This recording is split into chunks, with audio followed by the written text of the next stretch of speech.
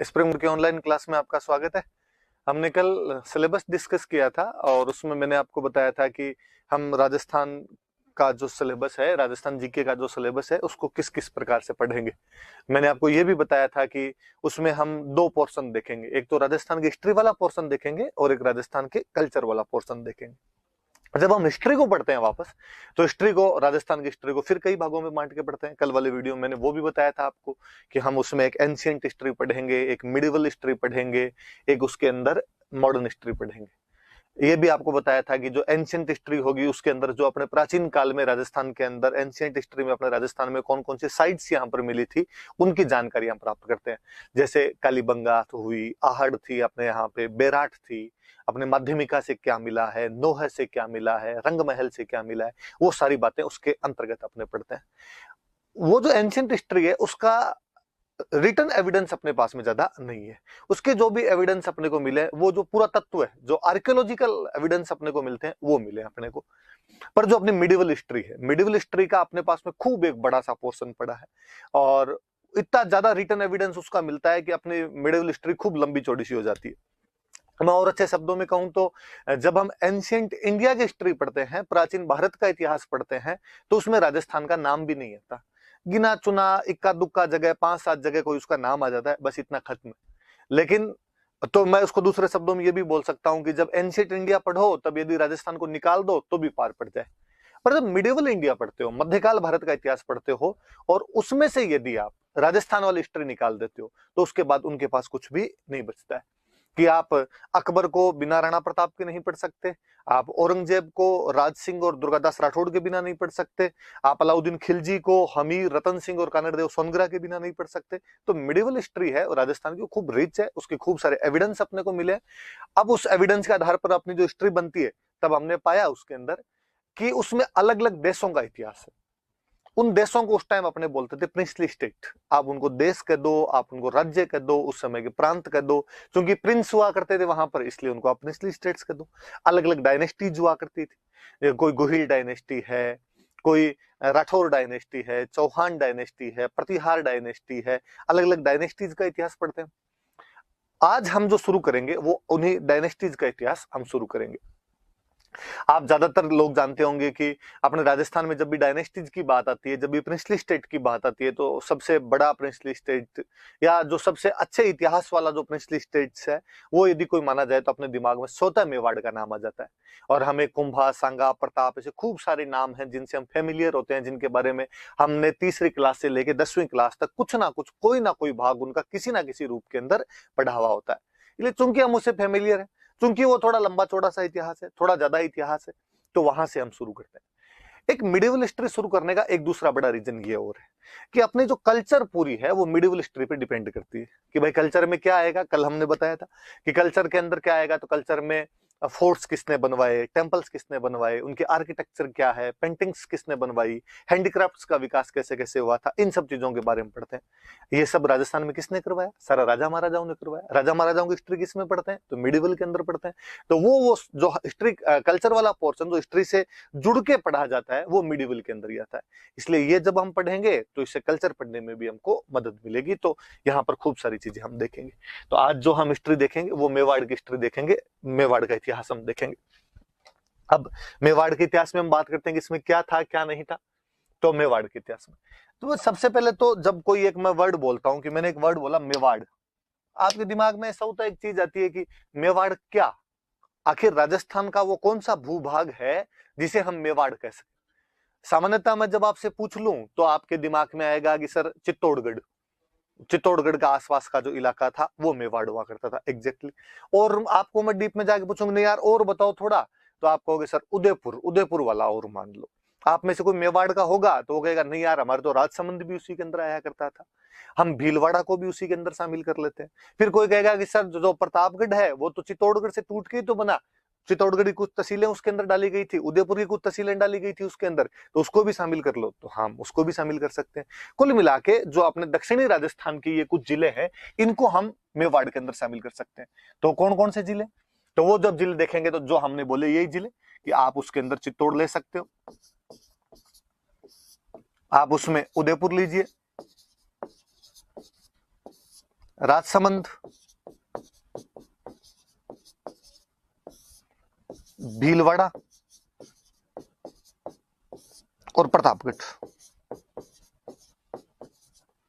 ये वाला जो भूभाग था ये अपने मेवाड़ के अंदर आया करता था। आप आगे देखेंगे भी कि जब तक हमारे मेवाड़ की क्लासेज चलेगी तब तक कोई भी जो स्थान आएगा वो इन जिलों से संबंधित होगा। हिस्ट्री में सबसे बड़ी समस्या है कि जब भी कोई जगह आती है, जब भी कोई युद्ध आता है, जब भी कोई राजा का एक जगह से दूसरी जगह जाना होता है, हमारे दिमाग में सबसे पहले आता है कि ये जगह है कहाँ, ये जो काम हुआ था ये कब हुआ था। मतलब दो चीजें, एक तो कहाँ वाला और एक कब वाली चीज होती है। तो आप नोटिस करना कि मेवाड़ की जब हम बात करेंगे तो कहाँ की मैं जब भी बात करूंगा कि ये जगह कहाँ पे है, तो या चित्तौड़ में होगी, या उदयपुर में होगी, या राजसमंद में होगी, या भीलवाड़ा में होगी, या प्रतापगढ़ के अंदर होगी। ये मेवाड़ का बड़ा बड़ा सा पोर्शन है। ये बात बताने के पीछे एक लॉजिक और थोड़ा सा ध्यान रखना। जब मेवाड़ बताओ तो अक्सर हम क्या करते हैं कि जो पश्चिमी राजस्थान के लोग होते हैं या जो पूर्वी राजस्थान वाले होते हैं, हम ज्यादातर दक्षिण राजस्थान के बारे में जानते नहीं, या जो दक्षिण वाले हैं वो पूर्व के बारे में थोड़ा कम जानते हैं, सीधी सी बात। तो हमसे किसी से पूछा जाएगा यार मेवाड़ में क्या आता है, और स्टूडेंट अपनी रो में बताना शुरू करता है और कहते सर उदयपुर, चित्तौड़गढ़, राजसमंद, भीलवाड़ा, प्रतापगढ़, डूंगरपुर, बांसवाड़ा, खूब ही आगे निकल जाता है। बस वो थोड़ा ध्यान रहे कि डूंगरपुर बांसवाड़ा वो इसके अंदर शामिल मत करना, ये वाला पोर्शन अलग से अपना।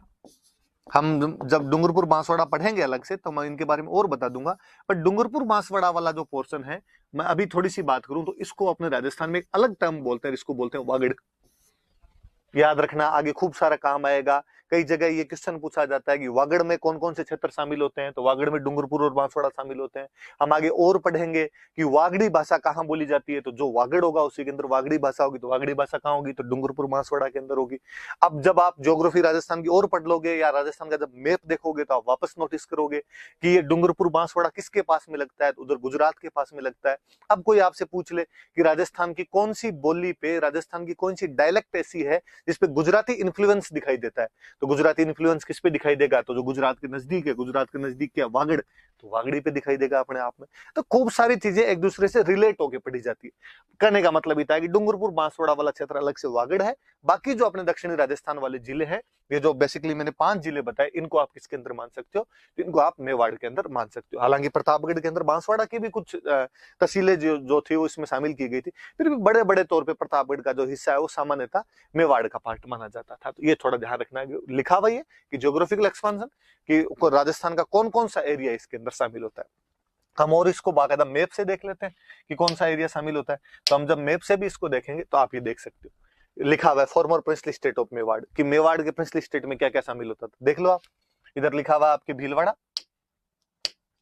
भीलवाड़ा लिखा हुआ है, ये आपका राजसमंद, ये आपका उदयपुर, और ये चित्तौड़गढ़, और ये प्रतापगढ़, ये वाला इलाका। आप और देखेंगे इंडिया का मैप था, इंडिया में से राजस्थान, राजस्थान में से यहां से ये मैप उठाया हुआ, इसका मतलब दक्षिण की बात कर रहा है। तो ये दक्षिण का राजस्थान, भारत, भारत के अंदर अपना राजस्थान, राजस्थान में दक्षिण का राजस्थान, दक्षिण के राजस्थान की ये बेसिकली जो 5 डिस्ट्रिक्ट है, इनको हम किसके अंदर शामिल कर सकते हैं, तो मेवाड़ के अंदर शामिल कर सकते हैं। तो ये थोड़ी सी बातें ध्यान रखना। कोई सिंपल पूछे कि मेवाड़ कहाँ कहाँ पर है, नहीं भी पूछे तो भी अपने को पता रहे। और फिर मैं एक और बात बताऊं, राजस्थान जीके एक ऐसा सब्जेक्ट है जो अक्सर कई सब्जेक्ट में आप यूं पढ़ोगे कि ये तो यार प्री में आता है, मेंस में नहीं आएगा, या ये मेंस में आता है, प्री में नहीं आएगा। ये एक ऐसा सब्जेक्ट है जो आपके प्री में आता है, मेंस में आता है, इंटरव्यू तक पीछा नहीं छोड़ता, और इंटरव्यू में तो सबसे अधिक पूछा ही जाता है। रीजन भी है उसका, अपने आरपीसी के अंदर जो भी कोई मेंबर बैठेगा वो आपसे चाहेगा कि आप राजस्थान के भूभाग से तो कम से कम परिचित हो, या पूरे राजस्थान से नहीं तो कम से कम आप जिस क्षेत्र से बिलोंग करते हो उससे तो परिचित हो। और क्योंकि मेवाड़ अपने राजस्थान के अंदर हिस्टोरिकली ज्यादा रिच रहा है, इसलिए मेवाड़ की हिस्ट्री ज्यादा पूछी जाती है। इसलिए कोई उठा के आपसे वहां से मेवाड़ की क्वेश्चन पूछ लेगा, मेवाड़ का क्षेत्र पूछ लेगा, उसका ज्योग्राफिकल एक्सपांशन पूछ लेगा, ये क्षेत्र कौन से आते थे कौन से नहीं आते थे ये पूछ लेगा। तो सारी बातें अपने को पता होनी चाहिए, मैंने बता दिया आपको इसकी। चलिए इसमें आगे बढ़ते हैं अपने। इसमें जब आगे अपने बढ़ेंगे तो आगे इसके अंदर लिखा हुआ था कि मेवाड़ के प्राचीन नाम, एंशिएंट नेम्स ऑफ मेवाड़। तो बात है कि क्या आज जिसको हम मेवाड़ कहते हैं इसको पहले भी मेवाड़ी बोलते थे, या पहले कुछ और नाम हुआ करता था? ये वाला क्वेश्चन बनता है, खूब बार पूछा हुआ क्वेश्चन है। तो कहा कि नहीं साहब, पहले इसको मेवाड़ नहीं बोलते थे। तो क्या कहते थे कि पहले इसका नाम हुआ करता था मेदपाट, मेदपाट नाम था इसका, और मेदपाट का ही अपभ्रंश होते होते धीरे धीरे मेवाड़ बन गया। तो कहा भाई मेद पाठ कैसे पड़ा? अब फिर इसमें खूब सारी अलग अलग थ्योरी है। कोई कहता है कि यहाँ पे कोई मेर जाति आई थी, वो रहती थी, उसकी वजह से ये मेद पाठ पड़ गया। कोई कहता है कि नहीं एग्जैक्टली वो मेद ही थे। कोई कहता है कि नहीं वो मेव थे, मेव थे, मेव से मेवाड़ हुआ है। कोई कहता मेद थे, मेद से मेद पाठ हुआ है, या वो मेर थे और मेर से मेद है, मेद से ये मेद पाठ बना अपने आप को। अलग अलग चीजें अपने याद रखने वाली बात ही थी कि इसका एक पुराना नाम क्या हुआ करता था, तो मेद पाठ हुआ करता था। आज भी आप नोटिस यदि करोगे तो अपने मेवाड़ का एक पार्ट है जिसको हम मेवल बोलते हैं, अजमेर का एक पार्ट है जिसको हम मेरवाड़ा कहते हैं। तो मेरवाड़ा, मेवल, मेवाड़ कहीं ना कहीं किसी ना किसी जाति से संबंधित तो रहे थे। तो अपने याद रखने वाली बात है कि इसको पूर्व प्राचीन काल में क्या बोलते थे, मेद पाठ। चूंकि यह पठारी क्षेत्र था इसलिए इसका एक नाम और मिलता है, प्रागवाट। ये भी याद रखना, जब हम इसके एंशिएंट नेम पढ़ेंगे तो एक तो एंशिएंट नेम इसका क्या मिल रहा है अपने को, मेद पाठ मिल रहा है, और एक एंशिएंट नेम इसका क्या मिल रहा है अपने को, प्रागवाट, इसका एंशिएंट नेम मिल रहा है। एक नाम और मिलता है अपने को, इसका एक नाम मिलता है अपने को सिवी जनपद। मैं जब आगे हम एंशिएंट राजस्थान पढ़ेंगे तब इसके बारे में और खूब सारी बातें पढ़ेंगे एंशिएंट राजस्थान में, और तब हम देखेंगे कि इसको सिवी जनपद क्यों कहते थे। ऐसा कहते हैं कि सिकंदर का जब आक्रमण हुआ था उस समय जो पंजाब में कई जनजातियां थी, जैसे एक जनजाति थी सिवी, एक जनजाति थी मालव, एक जनजाति थी योद्धे। वो जब सिकंदर वाले आक्रमणों से वहां पर तित्र बित्र हो गए थे, वहां का जनजीवन असामान्य हो गया था, एबनॉर्मल हो गया था, वहां पर नॉर्मल लाइफ इतनी नहीं चल रही थी, वो जहां पर थे वहां से कहीं ना कहीं डर के उनका सिस्टम उतना मजबूत नहीं रह पाया वहां पे, तो वो पंजाब से नीचे की तरफ उतरे। अब पंजाब से नीचे उतरेंगे तो कहां पे, राजस्थान। तो आपको योद्धे, मालव और सीवी तीनों राजस्थान के अंदर दिखते हैं। तो कहते हैं भाई ये सीवी जो जाति थी वो इस क्षेत्र के अंदर आके बस गई थी, इसलिए इसका नाम सीवी जनपद है। हम आगे पढ़ेंगे तब और देखेंगे कि बाकायदा हमें नगरी या माध्यमिका नाम की जगह जहां से सिक्के मिले और उन सिक्कों पर सीवी जनपद का नाम लिखा हुआ मिलता है। तो सिंपल क्वेश्चन ये बनता है आपका कि आपसे कोई पूछे कि जो सीवी जनपद था वो राजस्थान का कौन सा भूभाग कहलाता था, तो मेवाड़, या कोई घुमा के इसको पूछे वो कहे मेवाड़ में कौन सा जनपद हुआ करता था, तो सीवी जनपद हुआ करता था। कुल मिला के 3 एंशिएंट नेम याद रखने हैं उनके अपने। तो क्या क्या नाम हुए, एक नाम हुआ उसका मेदपाठ, एक नाम हुआ उसका प्रागवाट, और एक नाम हुआ उसका सीवी जनपद। मैंने तीनों बता दिया आपको, ऐसा तीनों को क्यों क्यों कहा जाता है। तो ये सामान्य मेवाड़ के बारे में जानकारी, मेवाड़ कहां कहां पर है और मेवाड़ के पुराने नाम क्या क्या हुआ करते थे, हमने मैप के अंदर भी इसको देख लिया। अब इसके बाद आगे बढ़ते हैं अपने, अब और आगे क्या जानकारी है अपने पास में। इसके बाद में अपने पास जो अगली जानकारी है, अगला ये आया कि गुहिल वंश, गुहिल डायनेस्टी। कि डायनेस्टी कहने का मतलब, वंश करने का मतलब हुआ कि मैंने कहा कि रियासत, रियासत का मतलब राजा, तो राजा का कोई ना कोई एक डायनेस्टी होती है, कोई ना कोई एक वंश होता है। तो कौन से वंश के थे, कौन सी डायनेस्टी के थे, तो फिर किसी ने कहा कि जो मेवाड़ वाले राजा थे वो गुहिल वंश के थे, गुहिल वंश के लोग हुआ करते थे। तो एक तो सिंपल सी ये क्वेश्चन बन गया अपने आप में कि गुहिल वंश का राजस्थान में अधिकार कहां पे था, तो हम कह देंगे मेवाड़ में था। या कोई पूछे मेवाड़ में कौन से राजवंश का शासन था, तो हम कहेंगे गुहिल डायनेस्टी थी। पर फिर इसके बारे में बात है, ये कौन थे गुहिल, कहां से आए थे, खूब सारी थ्योरीज, खूब सारी कहानियां, इतिहास अपने आप में कहानियों का विषय है। खूब इतिहासकार अपने अपने तरीके से दिमाग लगाते हैं, वो अलग अलग बातें बताते हैं। हम अक्सर कंपटीशन की तैयारी करने वाले जो होते हैं वो उसमें से निचोड़ सा निकालते हैं और उस निचोड़ को निकाल के पढ़ लेते हैं। हालांकि उसके पीछे की एक माथापच्ची बहुत बड़ी होती है, खूब अलग अलग सी थ्योरियां होती है। जैसे गुहिल के बारे में जेम्स टोड जो एक थ्योरी दे के गया, जेम्स टोड एक थ्योरी दी, और जेम्स टोड ने कहा कि गुजरात के अंदर एक जगह पड़ती थी वल्लभी, और वल्लभी में कोई राजा हुआ करते थे शिलादित्य। शिलादित्य नाम करके राजा हुआ करते थे, और उन शिलादित्य की एक रानी हुआ करती थी, उन रानी का नाम था पुष्पावती। कहते हैं कि पुष्पावती एक बार मेवाड़ साइड के अंदर माँ अंबा की पूजा के लिए यहाँ पर आए हुए थे, और जब पुष्पावती यहाँ से वापस जा रहे थे तब रास्ते के अंदर उनको एक ब्राह्मण मिला और उसने कहा कि आप वापस वल्लभी मत जाना, आपके राज्य पर, आपके पति के राज्य पर दुश्मनों ने आक्रमण कर दिया है, आपके पतिदेव उसके अंदर हार गए, और जो वो लड़ते हुए वीरगति को प्राप्त हो गए, उनकी जो अन्य रानियां थी वो उनके साथ में सती हो गई है, अब केवल आप ही बचे हो। रानी ने कहा कि जब मेरे पति वीरगति को प्राप्त हो गए, अन्य रानियां सती हो गई, तो फिर मैं क्यों रहूं, मुझे भी उनके साथ में सती हो जाना चाहिए। पर कहते हैं वो उस समय प्रेग्नेंट थे, और प्रेग्नेंट महिलाओं के लिए कहा जाता है कि उनको सती नहीं किया जाता। तो उन्होंने कहा कि नहीं, आपके तो घर में बच्चा है और आपको इस प्रकार से सती नहीं किया जा सकता, इसलिए आपको रुकना पड़ेगा। तो कहते हैं कि बाद में उन्होंने बच्चे को जन्म दिया, और बच्चे को जन्म देने के बाद में उन ब्राह्मणों को उन्होंने बच्चा सौंप दिया। कहते हैं विजयादित्य नाम करके कोई ब्राह्मण था, उसको सौंप दिया, उसका आगे तुम इसका पालन पोषण करना। उसके बाद में वो सती हो गए थे। और चूंकि डर लगा उन ब्राह्मणों को भी कि कहीं दुश्मन आके इस बच्चे को भी नहीं ले जाए, इसलिए कहते हैं कि उसका एक गुफा के अंदर रखा गया, गुफा में उसका पालन पोषण किया गया। अब कहानी आई कि गुफा में रखा गया, इसलिए बच्चे का नाम था गुहादित्य। और गुहादित्य नाम से धीरे धीरे हमने उसको बना दिया गुहिल, गुहादित्य हुआ। किसी ने कहा केवल गुहा ही था, किसी ने कहा गुहा दत्त था, और धीरे धीरे उसको गुहिल बना दिया गया। कभी कोई इस कहानी से उठा क्वेश्चन पूछ ले कि राजस्थान के कौन से राजा के बारे में ऐसा कहा जाता है कि उसका पालन पोषण गुफा में किया गया, उसका जन्म एक गुफा केव जो होती है, गुफा जो होती है उसके अंदर हुआ था, तो थोड़ा ध्यान रखना। हालांकि थ्योरी है, सच्चाइयां इस बात में नहीं है, लेकिन फिर भी एक किसी बंदे ने ऐसी थ्योरी दी थी कि इसकी वजह से कुछ ऐसा हुआ होगा। तो कहा कि भाई ये गोहिल जो था ये वल्लभी वालों से संबंधित था। और ये ब्राह्मण वाली थ्योरी और निकल के आ गई अपने आप कि ब्राह्मणों ने पालन पोषण किया, तो कई लोगों ने बाद में कहना शुरू कर दिया कि ये ब्राह्मण थे। कईयों ने कहा कि ये वल्लभी से आए हुए थे। हालांकि बाद में जब अभिलेखन अपने को मिले तब इसके अंदर एक गुजरात की एक जगह का नाम हो रहा है आनंदपुर, या जिसको कहते हैं वड़नगर। तो कईयों ने कहा कि नहीं साहब, ये वहां के नहीं थे, वल्लभी के नहीं थे, ये आनंदपुर के वड़नगर के थे। तो ये भी इनके बारे में एक थ्योरी दी जाती है कि ये वहां से आए होंगे। अबुल फजल एक नई थ्योरी देता है। अबुल फजल कहता है कि नहीं, ये जो गोहिल थे ये तो ईरान का एक राजा हुआ था, नौशेरवां खां। और वो जो नौशेरवां खां आदिल नाम का एक राजा था और उसके वंश थे। ये वाला थोड़ा अलग सा है, याद रख लेना। ब्राह्मण वाला तो आपके सबके याद ही रहता है कि अब किसने कहा था कि जो गोहिल थे वो ईरान के राजा नौशेरवां खां आदिल के वंशज थे, उसके डिसेंडेंट थे। तो ऐसा कहने वाला जो आदमी था अबुल फजल, नाम सुना होगा आपने, अकबर के दरबार का एक मुख्य इतिहासकार था अबुल फजल, उसने ऐसा कहा था। तो ये तो इसके नाम के पीछे की ऐसी कहानियां है कि अलग अलग लोगों ने छोड़ी दी। तो ये थोड़ा सा याद रखने वाली बात है। तो गुफा वाली बात याद रखने वाली, एक ये वल्लभी जमस्टोड वाला कि वो वल्लभी के राजा शिलादित्य और पुष्पावती का बेटा माना जाता है। और अबुल फजल ये कहता है कि ये नौशेरवां खां आदिल थे जो कि ईरान के राजा थे, और जो गोहिल है ये उनके वंशज है, वहां से ये लोग इधर आए थे। पर सारी अलग अलग थ्योरीज है, इस बारे में कोई सच्चाई सीधी सीधी सी नहीं है। अब इसमें और चीजें बताता हूं मैं आपको थोड़ी। अब जब इस गोहिल डायनेस्टी को हम देखते हैं, मेवाड़ के संदर्भ में देखते हैं कि यार पीछे वाला छोड़ो, अपने को तो ये बताओ यार कि मेवाड़ के अंदर जब रहे थे, कब आए थे, क्या किया था इन्होंने, उन बातों को तो पता चले। आगे वाली बातें तो पता है, गोहिल का पीछे का नहीं पता होगा अपने को बोले। तब हम इसके बारे में कहते हैं कि ये सूर्यवंशी राजा थे,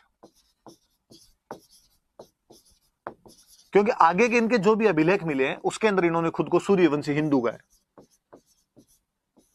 अपने यहाँ पे ये भी एक विशेषता थी, अपने राजा महाराजा खुद को या तो सूर्य से जोड़ते थे या चंद्रमा से जोड़ते थे, इसलिए या तो कोई सूर्यवंशी मिलेगा या चंद्रवंशी मिलेगा। और ऐसा राजा महाराजा उनमें सामान्य लोग, आप भी घर से पूछ लोगे, दादाजी दादी से पूछोगे कि अपना वंश कौन सा है, तो आपको बता देंगे या तो सूर्यवंशी कहेंगे या वो चंद्रवंशी कहेंगे। ऐसा सबके साथ माइथोलॉजी के साथ चीजें जुड़ी हुई, हिस्ट्री अपने आप में इन्होंने भी जोड़ दी। तो ये सूर्यवंशी हिंदू जेम्सटोड ने, और एक अपने आगे पढ़ेंगे जोधपुर के अपने इतिहासकार हुए थे मुहणोत नैणसी, इन दोनों ने कहा कि जो गोहिल वंश था, इस गोहिल वंश की 24 ब्रांचेस थी, 24 शाखाएं थी। कितनी ब्रांच थी ये याद रखने वाली बात है। कोई पूछ ले कि गोहिल वंश की कितनी शाखाएं थी, तो 24 शाखाएं हुई थी इसकी। टोड भी 24 शाखाओं के नाम बताता है, नैन से भी 24 शाखाओं के नाम बताता है। आपने ये याद रहे नहीं रहे, किसने बताया, ये याद रखना कि गोहिल वंश की शाखाएं थी कितनी, तो कितनी शाखाएं थी, तो उनकी 24 शाखाएं थी। अलग अलग जगह इन्होंने राज किया। जैसे हम आगे पढ़ेंगे धीरे धीरे, हम पढ़ रहे हैं मेवाड़ में जिनका राज था। मैं आगे बताऊंगा आपको वागड़, मैंने अभी बताया था वागड़ में क्या था, डूंगरपुर बांसवाड़ा, इसके अंदर भी इनका राज रहा था। हम आगे और पढ़ेंगे इनके बारे में कि अपने जयपुर के पास में एक जगह पड़ती है चाकसू, तो इस चाकसू को पहले बोलते थे चाटसू, यहां पर भी इनका शासन रहा है। कोई गुजरात में कोई जगह पड़ती है कल्याणपुर, वहां पर भी इनका शासन रहा है। ऐसे करके हम शिवाजी तक को, महाराष्ट्र कहते हैं शिवाजी भी गोहिल थे। आगे हम और पढ़ेंगे कि नेपाल के जो राजा थे वो गोहिल थे। तो मतलब देश में नहीं, देश के बाहर भी गोहिल वंश का अधिकार रहा था। ऐसे करके कहते हैं कि 24 ब्रांचेज, इन्होंने 24 ब्रांचेज ने राज्य किया था। तो कोई पूछ ले भाई गोहिल वंश की कितनी शाखाएं थी, तो गोहिल वंश की कितनी शाखाएं थी, तो 24 शाखाएं थी जिन्होंने अलग अलग जगह पे राज किया था। थे कौन ये, तो ये सूर्यवंशी हिंदू थे। और 24 शाखाओं का वर्णन कौन करता है इनके, तो टोड और जो नैंसी है वो इनकी 24 शाखाओं का वर्णन करते हैं। अब बात आई कि ये कब हुआ था गोहिल, कौन सा टाइम पीरियड था जब ये गोहिल हुआ था, तो यार ये तो पता ही नहीं चल रहा कि कब हुआ था कब नहीं हुआ था। फिर वापस अपने गौरीशंकर हीराचंद ओझा अपने राजस्थान के एक बड़े इतिहासकार हुए हैं, उनको एक अभिलेख मिला, सामोली अभिलेख।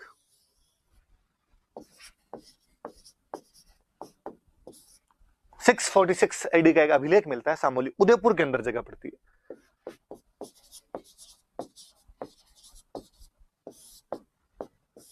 सामोली अभिलेख नाम की एक चीज मिली, 646 ईस्वी का।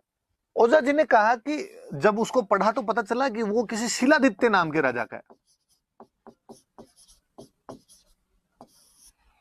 शिलादित्य कौन था, का शिलादित्य गोहिल का 5वां वंशज था।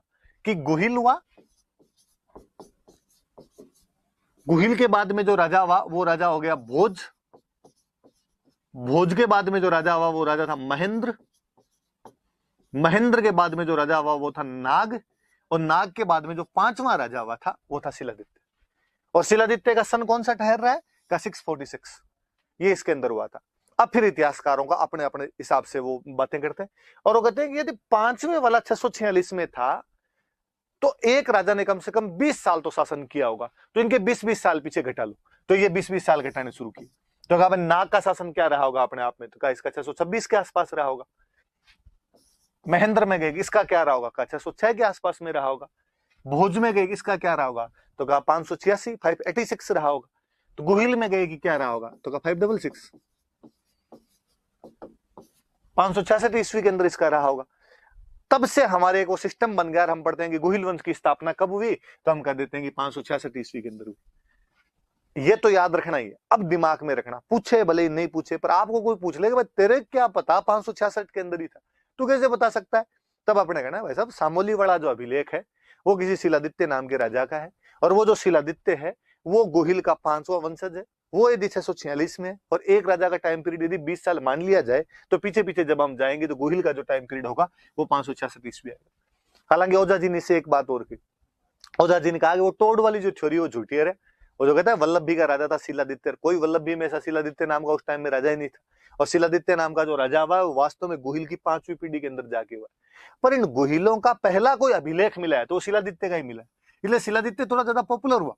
और शिलादित्य पॉपुलर हुआ इसलिए इन लोगों ने शिलादित्य को थोड़ा बड़ा राजा बना के शिलादित्य की पीढ़ी के अंदर गोहिल कर दिया। उनका नहीं साहब, गोहिल पहले हुआ था और गोहिल की पीढ़ी के अंदर शिलादित्य हुआ था। तो ये सामोली अभिलेख अपने थोड़ी सी बातें याद रखना। पर अब जब सामोली अभिलेख की बात, एक तो ये, तब कोई ये पूछ ले, क्वेश्चन ये बने आपको कि गोहिल डायनेस्टी का टाइम पीरियड डिसाइड करने में कौन से अभिलेख का स्थान है, इंस्क्रिप्शन कौन सा इंस्क्रिप्शन उसमें काम आ सकता है, तो अपने याद रखना कि सामोली अभिलेख का मतलब सिंपल सा, किसी बाटे के ऊपर कुछ लिखवा दिया करते थे तो वो अपने आप में अभिलेख हो जाया करता था। इसी को आप शिलालेख भी कह सकते हो, रॉक एडिक्ट भी कह सकते हो, पत्थर पे लिखा हुआ है तो शिलालेख का दो आपके, तो ये सामूली अभिलेख। अब चूंकि बात ही आ गई, वैसे तो हम अभिलेख और पढ़ेंगे, अलग से और पढ़ेंगे, जब बात आ गई तो मैं और बता दूंगी इसमें लिखा हुआ क्या। तो इसके अंदर लिखवाने वाले ने लिखा, इस लिखा इस समय धरती पर शिलादित्य नाम का जो राजा है वो रह रहा है। फिर उसने आगे लिखा कि वहां पर पास में कोई जगह थी वटनगर, याद रखना पहले वाला मैंने बड़नगर बताया था, ये वटनगर नाम है, सिरोही के अंदर जो अपने जिसको आजकल हम बसंतगढ़ कहते हैं उसकी बात है कि वटनगर नाम की एक जगह थी। और यहाँ पे वटनगर के अंदर यहाँ पर एक महाजनों का समुदाय रहता था, महाजन मतलब बनिए, तो उनकी कम्युनिटी रहा करती थी, और वो लोग वहां से वटनगर से यहाँ पर आ गए थे, मेवाड़ के अंदर आ गए थे। और मेवाड़ के अंदर आने के बाद ये जो महाजन समुदाय था, इसका जो प्रमुख था, इसका जो चीफ था, इसका जो हेड था, ये तो कोई भी जो ये यूनियंस होती थी इनके जो हेड हुआ करते थे उनको बोलते थे महतर, बड़ा आदमी मतलब महतर। और इसका जो महतर था उसका नाम था जंतक। और कहते उस जंतक नाम के महतर ने अपने महाजन समुदाय जो था उसकी आज्ञा ली, और उसकी आज्ञा लेके यहां पर एक मंदिर बनवाया, अरण्यवासिनी। अब कहते हैं, हम कहते हैं अरण्यवासिनी कौन, तो हम कहते हैं आज जिसको हम जावर माता कहते हैं, ये अरण्यवासिनी। तो अरण्यवासिनी देवी के मंदिर की जानकारी या जावर माता के मंदिर की जानकारी कौन सा अभिलेख देता है? तो सामूली अभिलेख देता है। और बताया हुआ कि मंदिर बहुत बड़ा था, वो तो इतना बड़ा मंदिर था, इतना प्रसिद्ध मंदिर था कि 18 प्रकार के तो गायक रहते थे, गाने बजाने वाले, कोई ताल मंजीरा झंझर खड़काने वाले कोई लोग थे, तो 18 प्रकार के थे। बड़े बड़े धनी लोग इस मंदिर के अंदर आया करते थे, ये बात और बताई। और फिर ये बताया हुआ कि जिस दिन मंदिर की प्रतिष्ठा वगैरह कर रहे थे और उस दिन जनता को लगा गया यार अपनी जिंदगी का महत्व समाप्त हो गया, जितने काम करने थे कर दिया, माता जी का मंदिर बनवा दिया, अब ये दुनिया ये महफिल अपने काम की नहीं है। और कहते हैं कि उसने एक देवबुक नाम के स्थान पर, अब ये स्थान एग्जैक्टली कौन सा है भगवान जाने, वो अभिलेख में क्या बताना चाह रहे हैं, और वहां पर उसने अग्नि में स्नान कर लिया, अग्नि में प्रवेश कर लिया, अग्नि जलाई, चिता जलाई और उसके अंदर बैठ गए, जिसको आजकल अपने कहते हैं सती। तो सती प्रथा में तो क्या है कि पति की डेथ हो गई, उसके बाद पत्नी उसके साथ में जाकर बैठ जाती है। यहाँ पर तो व्यक्ति खुद ही उसको अंतिम समय में जाके लग रहा है कि यार बस अब खूब जी लिया, अब क्या करना है आगे जी के, और आदमी एक तरीके से सत्ता हो जाता है इसके अंदर। तो कहते हैं कि भाई इससे ये भी पता चलता है कि उस समय लोग ऐसे अंतिम समय में मृत्यु का वर्ण कर लिया करते थे, खुद ही मृत्यु को चुन लिया करते थे, चुनाव कर लिया करते थे मृत्यु को। तो जनतक महत्तर के बारे में ये भी बात है। तो सामूली अभिलेख की बात आई तो मैंने 4 बात बता दी, याद रख लें। क्या क्या बात बताती है? तो वटनगर से आया हुआ एक महाजन समुदाय है, महाजन कम्युनिटी है, उनका जो हेड चीफ है उसका नाम जनतक है, और जनतक ने इन सब की आज्ञा लेके एक मंदिर बनवाया, अरण्यवासिनी देवी का मंदिर, वो जावरवाता का मंदिर है। और फिर उसने इस मंदिर की प्रतिष्ठा के बाद में देवबुक के नाम के स्थान पर अग्नि जलाई और अग्नि के अंदर खुद उसके अंदर प्रवेश कर जाता है, मतलब खुद अपना जीवन है वो समाप्त कर लेता है। इस मंदिर के बारे में कि बड़ा मंदिर था, धनी लोग आया करते थे, 18 प्रकार के गायक इसके अंदर रहा करते थे। अब देखो अभिलेख अपने आप में कई बातें और बताता है। ये वाला जो इलाका है ये भीलों का क्षेत्र है। शिलादित्य के बारे में बताया कि शिलादित्य वहां पर राज कर रहा है, इसका मतलब वहां के जो भील वगैरह थे उन पे शासन करना शिलादित्य ने शुरू कर दिया था। इसका मतलब उन लोगों के साथ अब इन मेवाड़ वालों का कनेक्शन बैठ गया।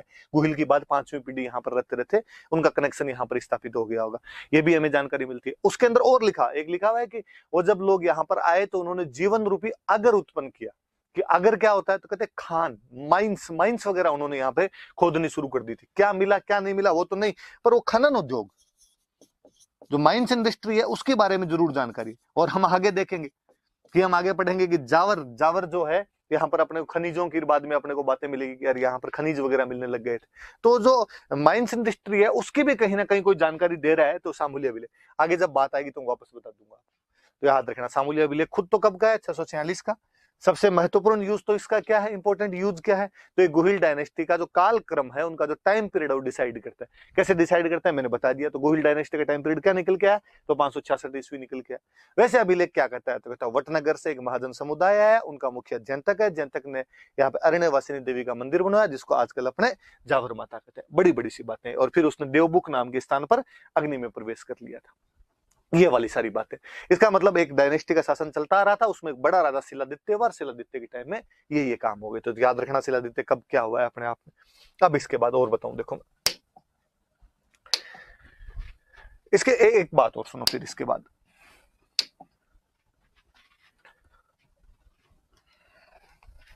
हम जब ये पढ़ रहे थे इसके गुहिल के बारे में पढ़ते हैं तो एक बात और सुनिए आप। अब इतने सालों से अपना ये थ्योरी चलती है कि भाई 566 के अंदर 566 में गुहिल आ गया था। तो अपने दिमाग में आया कि यार गुहिल कोई छोटा मोटा राजा रहा होगा और बाद में शिलादित्य बड़ा राजा हो गया और शिलादित्य ने यहाँ पे अभिलेख वगैरह लगवा दिए। शिलादित्य के टाइम में यहाँ पे मंदिर बन गया और उसकी जानकारी अपने को मिल जाती है। गुहिलों का सबसे प्राचीन अभिलेख ये मिला। दिक्कत तब हुई कि 1869 में आगरा के पास, आगरा के पास में कोई जगह से गुहिल के 2000 चांदी के सिक्के मिले, सिल्वर कॉइन्स मिले, जिनके अंदर श्री गुहिल लिखा हुआ है। तो लोगों ने कहा यार तुम कहते हो कि गुहिल का जन्म गुफा के अंदर हुआ था और यूं ही कहीं से लेके आ गए थे, और तो ये चांदी के सिक्के किसी राजा के मिलने, इसका मतलब राजा ने कॉइनेज सिस्टम भी शुरू कर दिया है, मुद्रा प्रणाली शुरू कर दी है, और ये बड़े राजा के हो सकते हैं और आगरा में और मिले। इसका मतलब पहले कभी ना कभी उस क्षेत्र के अंदर इनका कुछ ना कुछ रहा है, हो सकता है वहां से माइग्रेट होके आए हो। जैसे खूब सारी थ्योरीज कि कोई लोग कहते हैं गुजरात से आए, कोई लोग कहते हैं आगरा से आए, पर ये अपने आगरा वाला एविडेंस है, गुजरात वाली तो कहानी है, आगरा वाला अपने पास एविडेंस भी है कि नहीं इनके वहां पे सिक्के मिले थे। ये थोड़ा सा याद रखना कि गुहिल के हमें चांदी के सिक्के प्राप्त हो जाते हैं और वो चांदी के 2000 सिक्के प्राप्त होते हैं 1869 के अंदर। ये जो शिलादित्य जिसकी अपने बात कर रहे हैं इसका भी एक सिक्का मिला, पर इसका एक तांबे का सिक्का मिला। इसका भी अपने को सिक्का मिल जाता है। तो ये गोहिल वाली थोड़ी अलग सी बात है, नई सी बात है, थोड़ी आप याद रख लेना कि श्री गोहिल लिखे हुए। सिंपल कोई यहां से नहीं पूछेगा, अलग से सिक्कों वाले चैप्टर से उठा के पूछ लेगा। सिक्कों वाला चैप्टर जब हम पढ़ेंगे मैं और बता दूंगा कि श्री गोहिल लिखे हुए 2000 चांदी के सिक्के किस स्थान से प्राप्त हुए, आगरा से, या आगरा नामक स्थान से राजस्थान के कौन से वंश के चांदी के सिक्के प्राप्त होते हैं, तो हमें गोहिल वंश के चांदी के सिक्के प्राप्त हो जाते हैं। चलिए इसके बाद आगे देखते हैं। पर इस वंश का जो एक बड़ा राजा जिसको हम माने, वो यदि कोई हुआ है जिसके बारे में हम जानते हैं, तो वो राजा था बप्पा रावल। बप्पा रावल नाम करके कोई बंदा हुआ और ये इस वंश का एक बड़ा राजा है।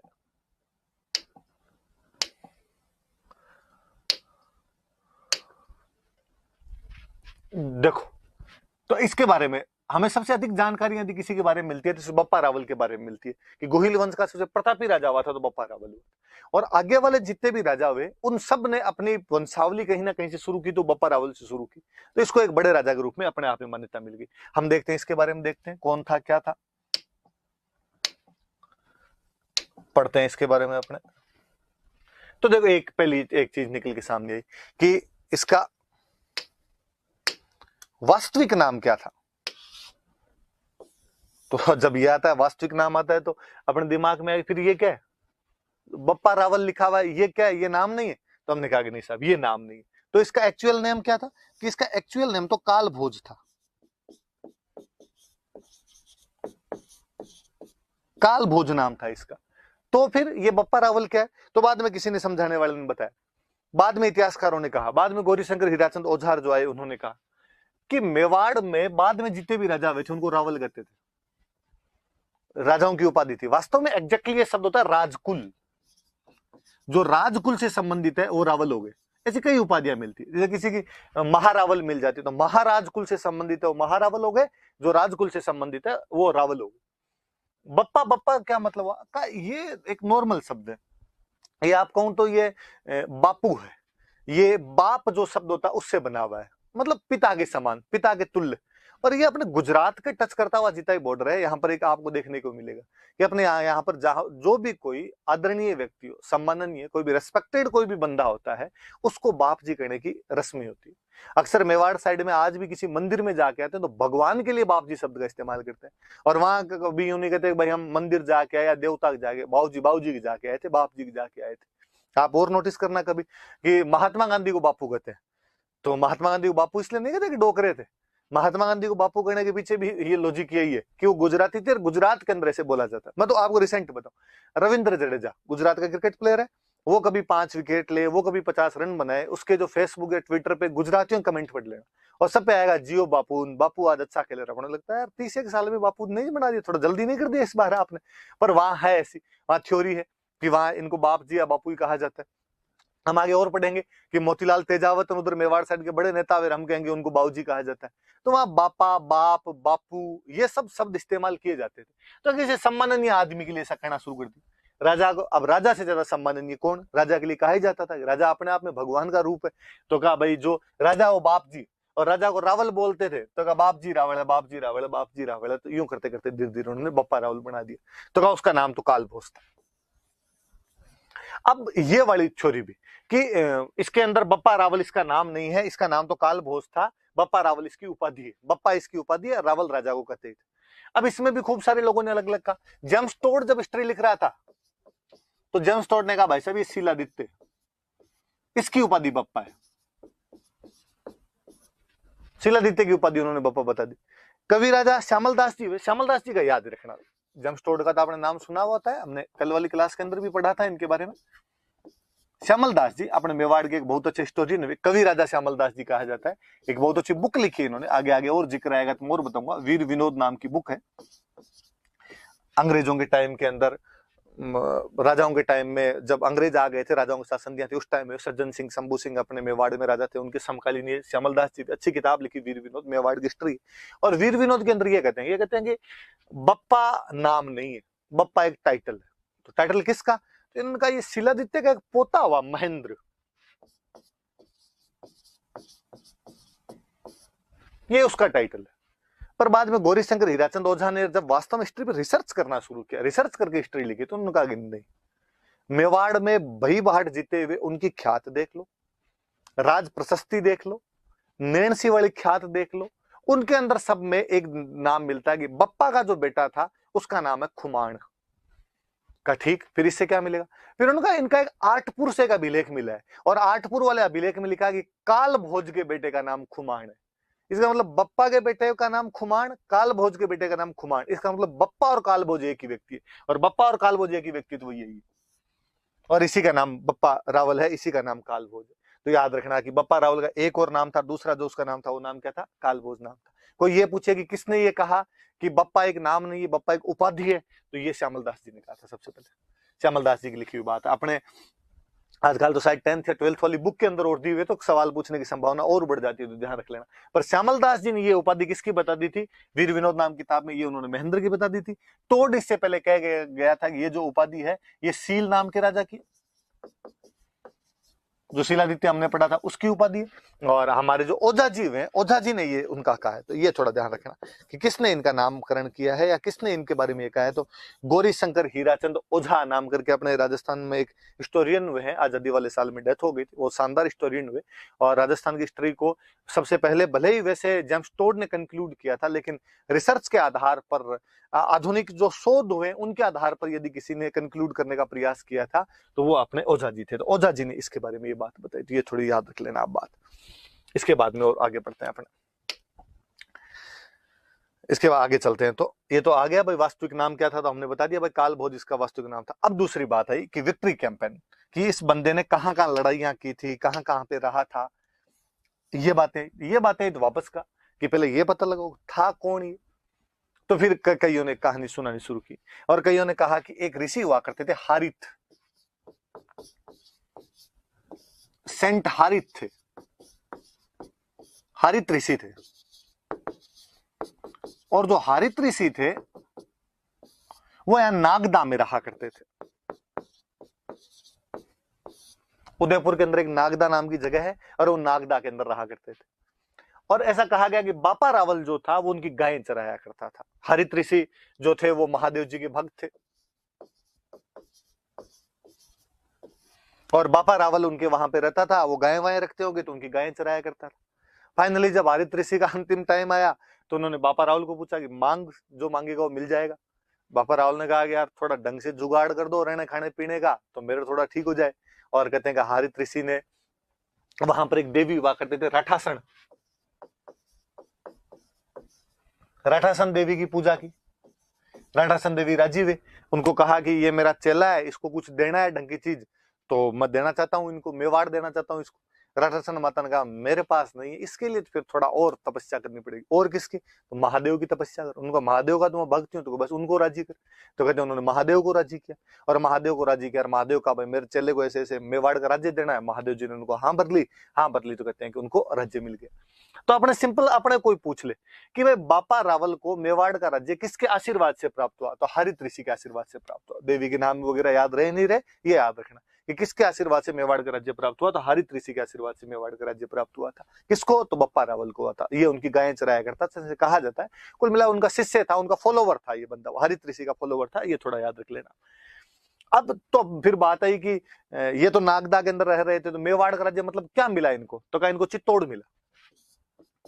तो फिर क्वेश्चन बना, तो फिर चित्तौड़ का राजा कौन है?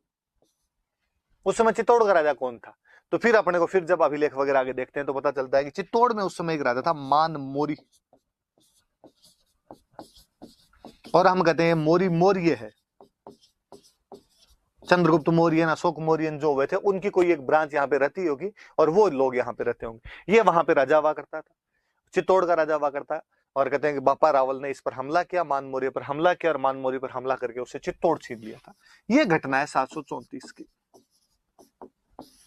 734। ये याद रखना, ये कोई पूछ लेगा कि बापा रावल ने चित्तौड़ का किला किससे छीना था, तो मान मौर्य से छीना था। कब छीन लिया था? तो 734 एडी में छीन लिया था।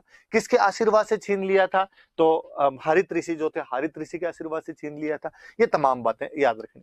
अब वो भले उसने वो छीन लिया था, वो वहां का चित्तौड़ उसने अपने कब्जे में ले लिया, पर चूंकि वो नागदा के अंदर रहा करते थे, इसलिए उसने कहा अपनी राजधानी जो नागदा है राजधानी अपने चित्तौड़ नहीं बनाएंगे, राजधानी तो नागदा ही रखेंगे। तो उसने राजधानी तो अपनी कौन सी रख ली, नागदा ही रख ली। अब चूंकि हरित ऋषि का शिष्य था, हरित ऋषि महादेव जी के भक्त थे, तो उसने कहा फिर मैं यहाँ पे नागदा में महादेव जी का मंदिर बनवाऊंगा। और कहते हैं कि उसने यहाँ पे एकलिंग जी का मंदिर बनवाया। एकलिंग जी कौन, तो एकलिंग जी भगवान महादेव, भगवान शंकर, भगवान शिव बम बम बोले जो एकलिंग जी, तो उनका मंदिर यहाँ पर बनवा दिया। कहते कौन सी जगह वो एग्जैक्टली, तो एकलिंग जी का मंदिर बनवाया। भगवान शंकर कहाँ रहते हैं, तो हम कहते हैं कैलाश पर्वत पे रहते हैं। तो नागदा के पास में जो एग्जैक्टली वो जगह, उसका नाम भी पड़ गया कैलाशपुरी, कि कैलाशपुरी नाम की जगह पर उन्होंने ये मंदिर बनवाया था। तो कैलाशपुरी ऑप्शन में है तो भी सही मान लेना, और नागदा ऑप्शन में है तो भी सही मान लेना। है कहां पे जगह ये याद रखना, तो ये जगह उदयपुर के अंदर आपकी पड़ती है, वहां पर इन्होंने एकलिंग जी का मंदिर बनवाया। अब थोड़ी सी मैं एक बात पर आगे और जाऊं। अब एकलिंग जी को बनवा दिया, बप्पा रावल ने मंदिर बनवाया। बप्पा रावल इस वंश का प्रतापी राजा हुआ। उसके बाद वालों ने सबने अपने आप को बप्पा रावल के वंशज बताया। बप्पा रावल जब उनका भक्त था तो आगे वाले भी उनके भक्त थे, और भक्त भी कितने बड़े कि इन्होंने कहना शुरू किया कि राजा हम नहीं है। कोई जाके पूछता मेवाड़ के राजा से कि आप मेवाड़ के राजा हो गए, नहीं नहीं साहब क्या बात कर दी आपने, हम कोई मेवाड़ के राजा नहीं। तो मेवाड़ का राजा कौन है, मेवाड़ का राजा एकलिंग जी। मेवाड़ के राजा तो भगवान शंकर महादेव जी। तो तुम यहाँ क्या कर रहे हो फिर बैठे बैठे, कहा हम तो उनके प्रधानमंत्री हैं, उन्होंने हमें काम दिया थोड़ा, और हम तो काम कर रहे हैं वैसा बाकी। और उन्होंने अपने आप को पीएम करना शुरू कर दिया, एकलिंग जी का पीएम करना शुरू कर दिया। और पीएम को उस टाइम बोलते थे दीवान।